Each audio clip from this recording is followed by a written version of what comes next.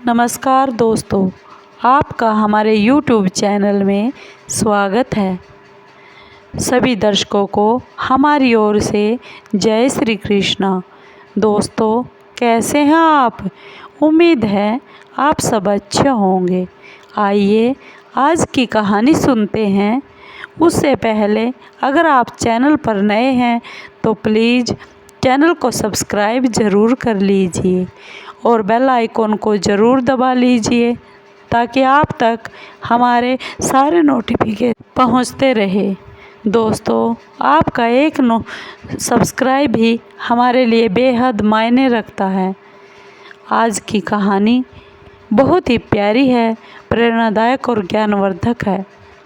दोस्तों, जब माँ को गुस्सा आया, माता सीता ने क्रोध के मारे गाय, नदी, पंडित और कौवे को श्राप क्यों दिया? आज इसके बारे में हम पीछे का रहस्य जानना चाहते हैं। आइए कहानी को जानते हैं। भगवान राम और उनके भाई लक्ष्मण और पत्नी सीता के साथ वनवास जाने की बात तो हम सभी जानते हैं।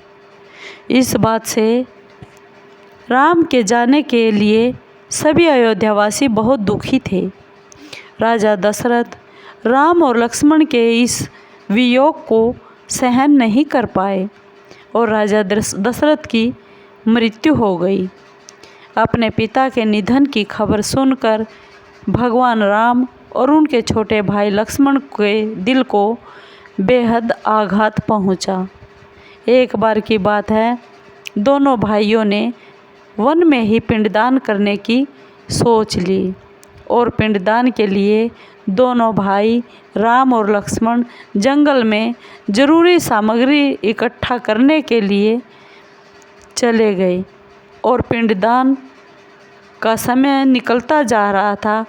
ऐसा सोचकर माता सीता ने अपने पिता समान ससुर दशरथ का पिंडदान करने की सोची और पिंडदान कर भी दिया।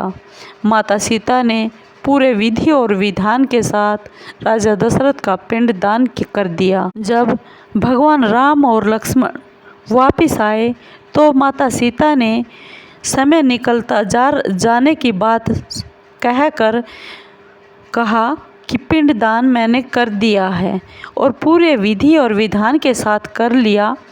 उस समय पंडित, कौवा, गाय और फल्गु नदी यहाँ पर उपस्थित थे।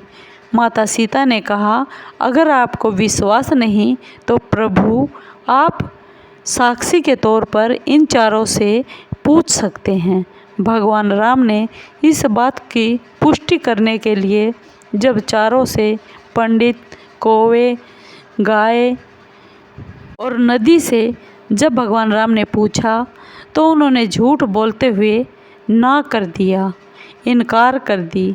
इस बात से माता सीता को बहुत गुस्सा आया। माता सीता से दोनों भाई नाराज़ हो गए क्योंकि उन्हें लगा कि माता सीता हमारे सामने पिंडदान की बात झूठ बोल रही है। इस बात पर माता सीता को इतना क्रोध आया कि झूठ बोलने की सज़ा देते हुए उन चारों को आजीवन श्रापित कर दिया। माता सीता ने पंडित जी को श्राप दिया कि पंडित को कितना भी मिलेगा लेकिन तेरा दुख और तेरा दरिद्रता कभी भी कम नहीं होगी। और कौवे को श्राप दिया कि उसको अकेला खाने से कभी पेट नहीं भरेगा और उसकी अचानक ही मृत्यु होगी।